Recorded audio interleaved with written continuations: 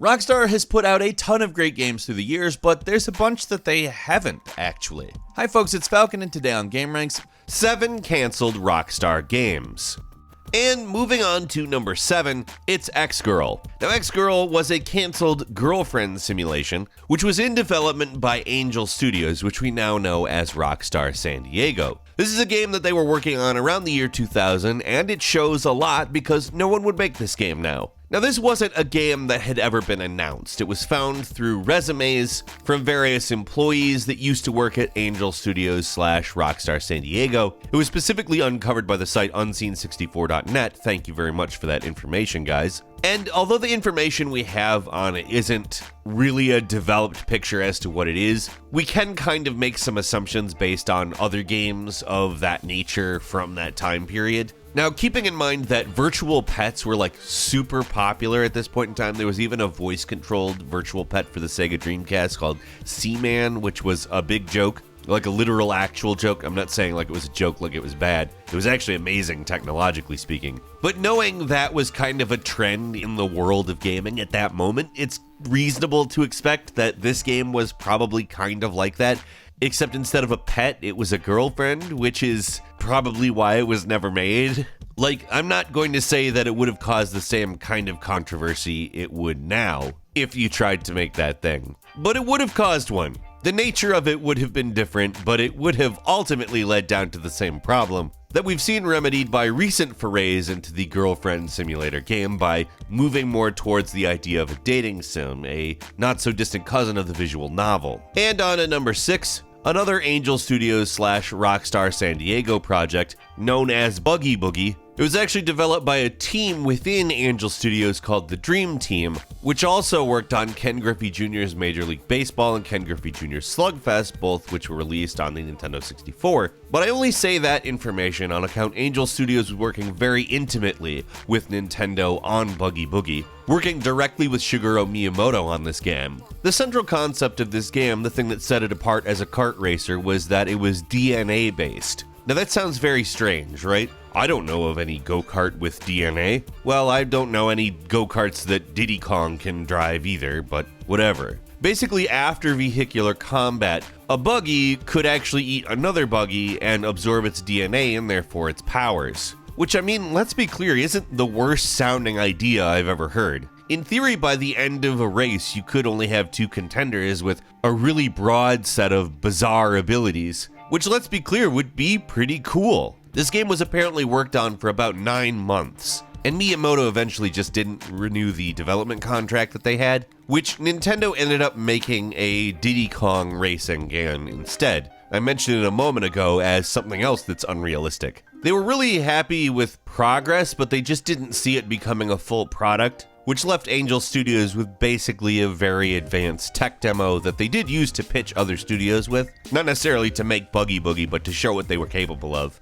And Miyamoto did actually give them another project, which was a fantasy golf game that they also ended up not making fully. Again, thanks to unseen64.net for this information. Number 5, it's appropriately Midnight Club 5. After the 4th game in the series, Midnight Club Los Angeles, Rockstar San Diego worked on another installment of the game. We don't know a lot about the game itself, but we do know a bit about why it was canceled. To talk nothing about crunch, which apparently was quite a problem at Rockstar San Diego, but there were also complaints about the planning, release timetables, and even just ideas, which definitely didn't play out well, especially as the team was being whittled away to nothing. Midnight Club's a great series, and we do hope that it gets revived at some point.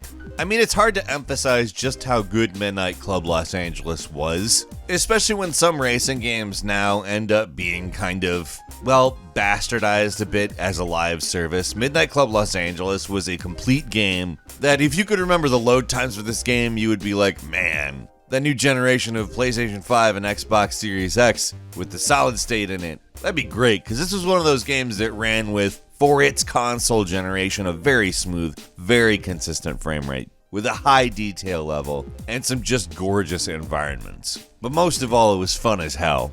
And number 4 was Spec Ops, a title in the long-running series that Take-Two Interactive published development was given to Rockstar Vancouver to make an unnamed Spec Ops game in 2003 or 4 that would have been released on PS2. There wouldn't be another Spec Ops game until 2012 with Spec Ops The Line, which unfortunately didn't do very well commercially because it was a good game. But this particular Spec Ops game had Josh Homme of Queens of the Stone Age writing its music. In my opinion, the game would have been worth it just for that, just to hear what that was. Thinking about that is really interesting, to have such a prominent rock musician do the full soundtrack for a game. But it's not just that, Spec Ops The Line is a pretty darn good game, and it's just a bit of a shame that there's never going to be any more of that. Or maybe someday there will. Rockstar, if you're listening, Rockstar, maybe someday there will be more Spec Ops. Maybe. The series has got a lot of fans, Rockstar.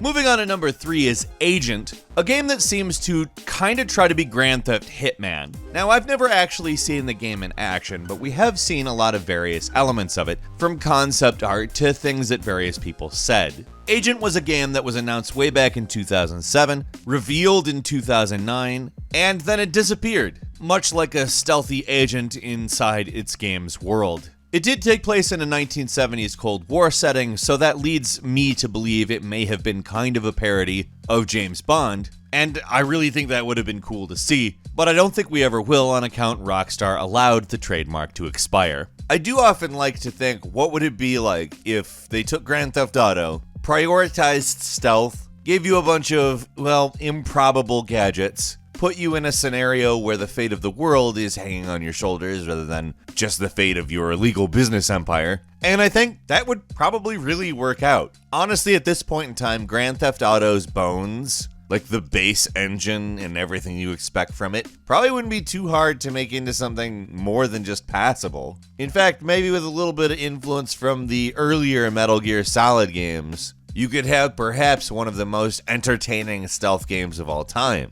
And with the biting satire that we often get from Rockstar, you can only imagine what it might say about spy movies, the world we live in, and how much it might make us laugh. Coming in at number 2, Rockstar had planned a spiritual successor/sequel to its PS2 game, The Warriors, which was set in a different era and meant to follow the mechanics and formula of The Warriors, though it wasn't clear if it actually continued the story. It was a game that got moved from PS2 to Xbox 360 development, and then eventually got shelved, unfortunately. The Warriors is a fantastic, really interesting game that we need some way to play other than a PS2. It was an intense brawler that really brought something new to the table, and everybody I know who ever played it always had quite an affinity for it. Critically speaking, the game was a huge success, and commercially it wasn't a dud. It did pretty well. Not the level that a Rockstar game typically does, but at the same time, it wasn't really the kind of high-budget, explosive, non-stop development game either. It didn't have a big open world, it had levels, and in my opinion, the levels were actually really well designed. But developing a game where you're allowed to sort of focus on a linear experience is much less intense than trying to make an open world where it feels lived in and real in its own way. Honestly, I miss this game. The Warriors is a good game.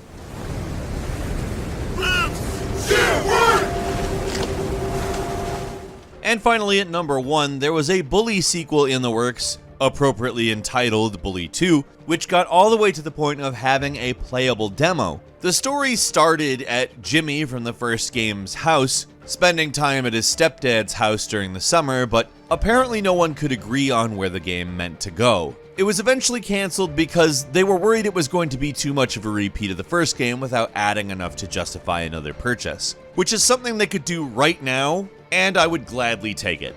In all seriousness, there could literally just be a total repeat of Bully that uses all of the modern Rockstar technology to retell almost exactly the same story with perhaps a little more detail, and that could really be it. I would be fine. I don't think I'd be upset. A total reboot would probably be something pretty welcome at this point, although it would also make a lot of people a lot more mad now, I think, than it did then, because I don't even know how to describe how people are now in relation to being angry at video games. It seems like all political affiliations hate video games. And, maybe that would make them a good target for satire and bully in some way. Or maybe they'd put gambling mechanics in it and it would suck. I don't know. It would have been cool to play a lot of these games, right? I sure think so. I'd be playing the hell out of whatever bully thing they did, or Agent. I mean, come on, Agent? That just sounds great. Well, we want your thoughts. Leave us a comment. Let us know what you think. And if you like this video, go ahead and do us a big favor and click the like button. If you're not subscribed, now's a great time to do so. We upload brand new videos every day of the week, and the best way to see them first is, of course, a subscription. So don't forget to click subscribe and enable all notifications. As always, we thank you very much for watching this video. I'm Falcon. You can follow me on Twitter @FalconTheHero. And as always, we will see you next time right here on GameRanx.